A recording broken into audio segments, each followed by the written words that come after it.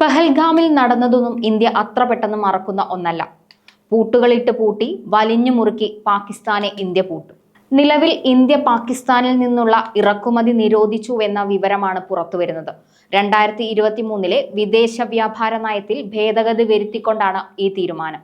പാകിസ്ഥാനിൽ നിന്ന് ഉൽപ്പാദിപ്പിക്കുന്നതോ കയറ്റുമതി ചെയ്യുന്നതോ ആയ എല്ലാ ഉൽപ്പന്നങ്ങൾക്കും ഈ ഉത്തരവ് ബാധകമാണ്. മറ്റൊരു നിർദ്ദേശം വരുന്നത് വരെ ഈ നിരോധനം നിലനിൽക്കുകയും ചെയ്യും. ഇത്തരത്തിലൊരു മറുപടിയാണ് അല്ലെങ്കിൽ ഇത്തരത്തിലൊരു അറിയിപ്പാണ് director general of foreign trade വ്യക്തമാക്കിയത്. ദേശീയ സുരക്ഷ കണക്കിലെടുത്തും രാജ്യ താൽപര്യം സംരക്ഷിക്കുന്നതിനും ആണ് ഈ നടപടി. കൂടാതെ പാകിസ്ഥാന്റെ സാമ്പത്തിക കാര്യങ്ങളിലും കടുത്ത നിരീക്ഷണം ഉണ്ടാക്കാനാണ് ഇന്ത്യ തയ്യാറാകുന്നത്. അന്താരാഷ്ട്ര തലത്തിൽ ഇതിനായി ഇന്ത്യ ശ്രമിക്കുന്നുണ്ട്.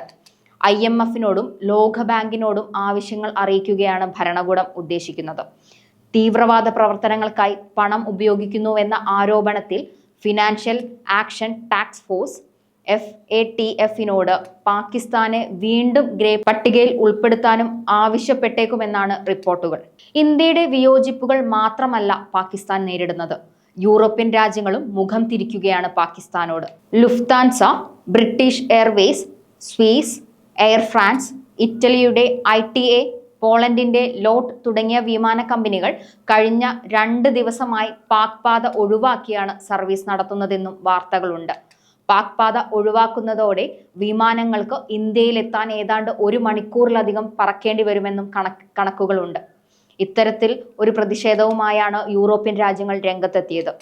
ഈ സമയവും നമ്മുടെ പട്ടാളക്കാരെ എന്തിനും തയ്യാറാക്കി പൂർണ്ണ സ്വാതന്ത്ര്യം നൽകി കേന്ദ്രം സുരക്ഷാ സംവിധാനം ഉറപ്പാക്കി. പാകിസ്ഥാനെ പിടിച്ചുപൂട്ടാൻ ഏതറ്റം വരെയും ഇന്ത്യ എന്തും ചെയ്യും. എല്ലാ ഇന്ത്യക്കാരനും അത് ഉറപ്പാണ്. പ്രതിരോധ മന്ത്രാലയവുമായി ബന്ധപ്പെട്ട ചില സൈറ്റുകൾക്ക് നേരെ പാകിസ്ഥാൻ വ്യാപകമായി സൈബർ ആക്രമണ ശ്രമം നടത്തിയിരുന്നു. വിരമിച്ച സൈനികർക്കുള്ള ചികിത്സാ സംബന്ധമായ വിവരങ്ങൾ നൽകുന്ന സൈറ്റ്, ആർമി സ്കൂളുകളുടെ സൈറ്റുകൾ എന്നിവയാണ് ആക്രമണത്തിനു വിധേയമായത്.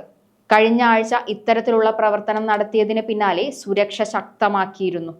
പാകിസ്ഥാൻ ആസ്ഥാനമായുള്ള ഭീകര സംഘടനയായ ലഷ്കർ-ഇ-തോയ്ബ LET, പാക് ചാര സംഘടനയായ ഇന്റർ സർവീസ് ഇന്റലിജൻസ് അതായത് ISI, പാകിസ്ഥാൻ സൈന്യം എന്നിവരുടെ ഭീകരവാദത്തിലെ പങ്കാളിത്തം NIA സ്ഥിരീകരിച്ചിട്ടുണ്ട്.